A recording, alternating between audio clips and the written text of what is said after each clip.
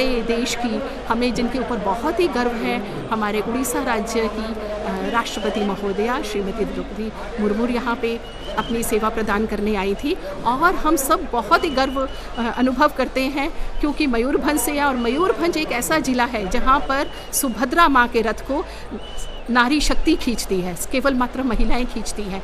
तो हम देखते हैं कि हमारी जो उड़ीसा संस्कृति की परंपरा या प्रचलन रहा है, वो कहीं ना कहीं हमारे सामाजिक, राजनीतिक सभी क्षेत्रों को प्रभावित करता है, क्योंकि जिस राज्य में नारी को सम्मान दिया जाता है, उस राज्य की नारी ही उन्नति करती है। और इसी तरह से यही जो नारी के सम्मान की जब बात होती है, हम जब तीनों रथों को देखते हैं, हमारी प्यारी सुभद्रा बहन शक्तिमयी महामाया का रूप वो जो बीच में है, वो दोनों भाइयों के बीच की एक धुरी है, जिसमें वो एक बंधन है। वो दोनों भाइयों के, हम कहते हैं, दहलीज का एक दीप है। जो दहलीज का दीप जो होता है, वो घर के बाहर के अंधेरे को भी दूर करता है और घर के अंदर के भी अंधेरे को दूर करता है।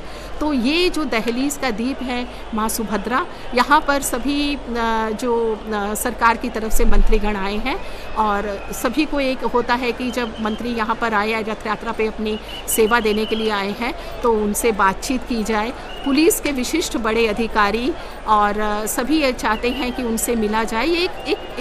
ये एक अवसर होता है जब राजाओं ने, महाराजाओं ने अपने विगत काल में, भूतकाल में जब रथ यात्रा प्रारंभ की थी, धार्मिक अनुष्ठान तो थी, लेकिन परस्पर अन्य लोगों से मिलना, मैत्री भाव डालना, और राजा प्रजा के साथ मिल सके। जैसे भगवान अपनी रत्न सिंहासन को त्याग कर लोगों के, भक्तों के बीच आते हैं, वैसे ही जो सरकार है या राजा है, वो अपने महलों में रहा करते थे। साधारण व्यक्ति उनसे बहुत दूर होते थे, तो उनसे भी वो बातचीत कर सके, मिल सके, उनके साथ मैत्री भाव, समता भाव, इन सबको उनके साथ रह सकें, इसीलिए ये रथ यात्रा का आरंभ हुआ था। रथ यात्रा के विषय में तो बहुत कुछ है। अगर इतिहास देखा जाए तो जैन धर्म में भी अगर देखा जाए तो जैन तीर्थकारी भी रथ यात्रा होती है, और बौद्ध धर्म में तो रथ यात्रा का बहुत महत्व है। फाहियान ने भी अपने लिखित पर्चों में लिखा है कि बुद्ध धर्म की रथ यात्रा जो ऐसे पालकी में बिठा के नगर भ्रमण हुआ करता था,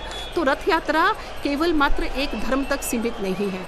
बौद्ध धर्म के अनुयायी, जैन धर्म के अनुयायी सभी मानते हैं कि रथ यात्रा का प्रचलन उन्हीं से ही आरंभ हुआ है। अब रथ यात्रा का प्रचलन राजा महाराजा ने किया या किसी धर्म के अनुष्ठान ने किया, किसने भी किया, पर हमारे प्रभु तो रथ यात्रा में हमारे पास, हमारे बीच में आते हैं, और हर साल आते हैं। अपनी करुणा, अपनी ममता, अपनी दया की जो वर्षा है वो हम सब भक्तों पे करते हैं, और हम यही चाहते हैं कि वो अपनी यह करुणा की वर्षा, अपनी समता की वर्षा, अपनी ममता की, दया की वर्षा हम सब भक्तों पे करते रहें। जय जय जगन्नाथ, जय जय जगन्नाथ, जय जय जगन्नाथ।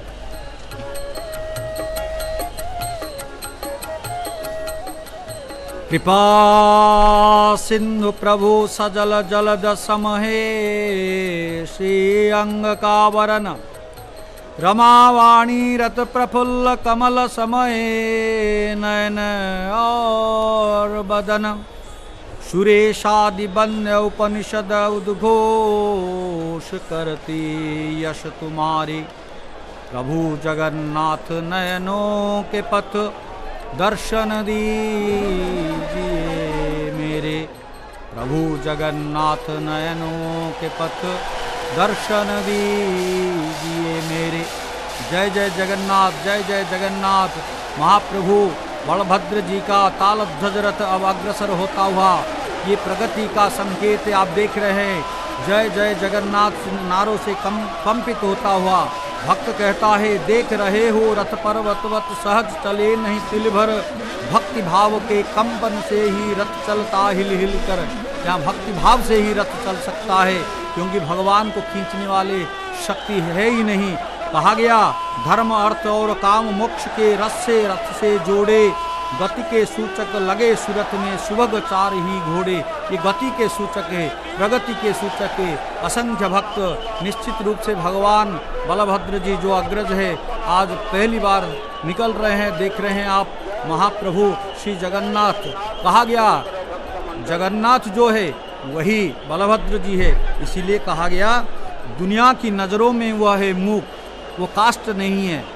क्या है? जगदीश विलासकार कहते हैं, दुनिया की नज़रों में वह है मूक नहीं बोला करता, रथ यात्रा मिसमिल जलता से है रहस्य खोला करता, धन्य कालिया की लीला को अगणित शीश घुमा डाल